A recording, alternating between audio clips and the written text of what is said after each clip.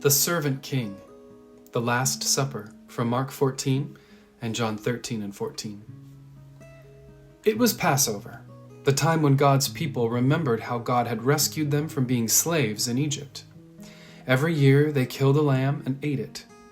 "The lamb died instead of us," they would say. But this Passover, God was getting ready for an even greater rescue. Jesus and his friends were having the Passover meal together in an upstairs room. But Jesus' friends were arguing. What about? They were arguing about stinky feet. Stinky feet? Yes, that's right. Stinky feet. Now, the thing about feet back then was that people didn't wear shoes. They only wore sandals, which might not sound unusual, except that the streets in those days were dirty. And I don't mean just dusty dirty. I mean really stinky dirty. With all those cows and horses everywhere, you can imagine the stuff on the street that ended up on their feet. So anyway, someone had to wash away the dirt, but it was a dreadful job. Who on earth would ever dream of volunteering to do it? Only the lowliest servant. "I'm not the servant," Peter said. "Nor am I," said Matthew. Quietly, Jesus got up from the table, took off his robe, picked up a basin of water, knelt down, and started to wash his friends' feet. "You can't," Peter said. He didn't understand about Jesus being the servant king. "If you don't let me wash away the dirt, Peter," Jesus said, "you can't be close to me." Jesus knew that what people needed most was to be clean on the inside. All the dirt on their feet was nothing compared to the sin inside their hearts.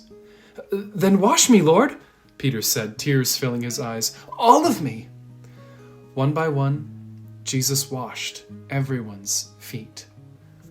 "I'm doing this because I love you," Jesus explained. "Do this for each other." Now, one of Jesus' friends had made a bad plan. No one else knew what the bad plan was, but Jesus knew, and so did Judas. Judas was going to help the leaders capture Jesus for 30 pieces of silver. "Go on, Judas," Jesus said. And Judas got up from the meal, left the room, and walked out into the night. Then Jesus picked up some bread and broke it.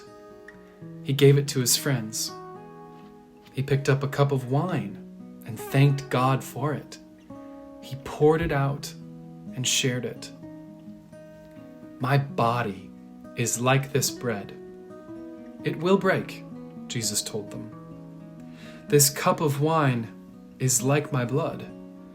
It will pour out. But this is how God will rescue the whole world.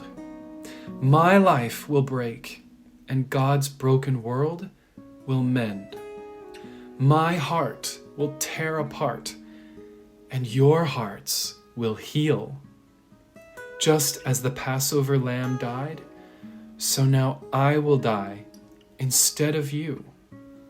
My blood will wash away all of your sins, and you'll be clean on the inside, in your hearts.